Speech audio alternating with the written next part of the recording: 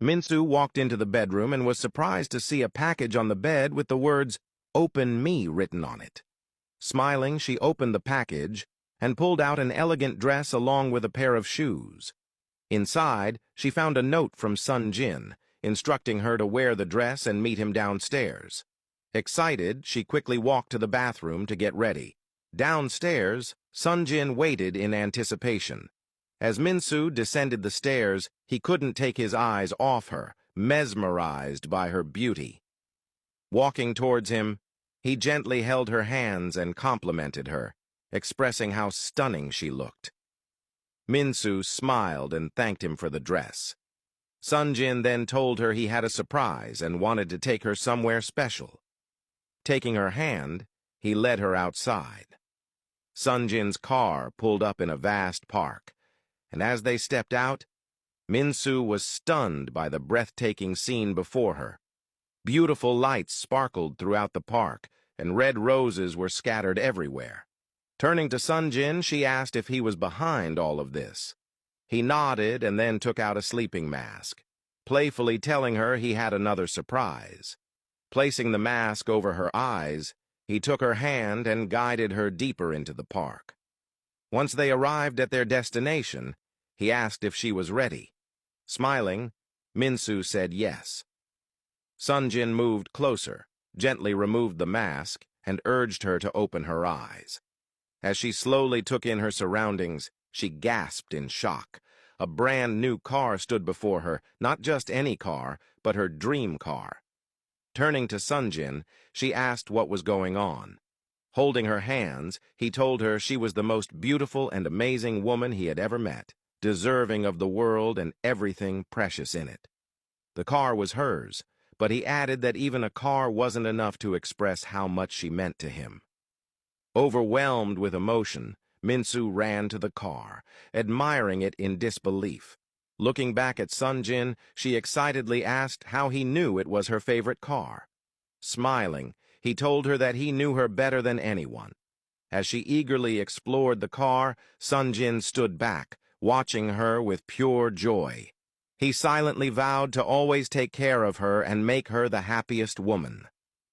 Just then, a chef approached Sun Jin, informing him that their dinner was ready. Turning to Minsu, he told her they should go eat. Minsu walked over to him, looked into his eyes, and hugged him, thanking him for the incredible gift. Sun Jin assured her that for her he would do anything. Holding hands, they walked toward their romantic dinner setup. Sun Jin pulled out a chair for Minsu before sitting down beside her. Looking into her eyes, he told her he wanted to cherish this amazing night together, spending their final moments as boyfriend and girlfriend before entering the next chapter of their lives as husband and wife.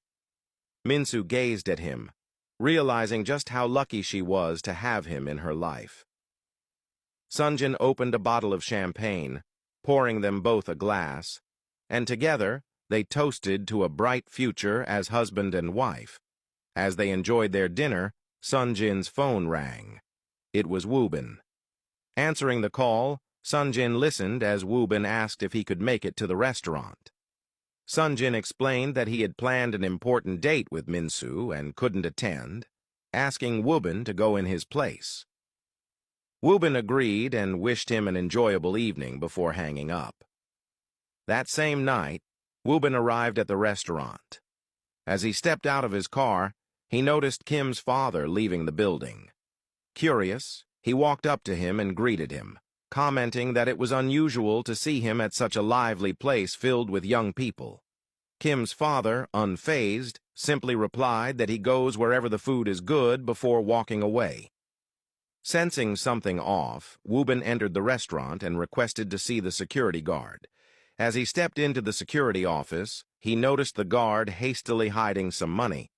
Approaching him, Woobin asked for the CCTV footage from the previous night. The guard hesitated before claiming that there had been an issue with the cameras, meaning no footage had been recorded.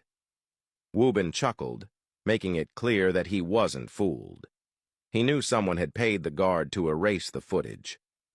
As the guard tried to defend himself, Woobin patted his shoulder reassuringly, telling him not to worry. He had already confirmed his suspicions. Walking out of the office, he sat in his car, piecing everything together. The fact that Kim's father had ensured the CCTV footage was gone meant that Kim was behind the kidnapping, and her father was covering for her.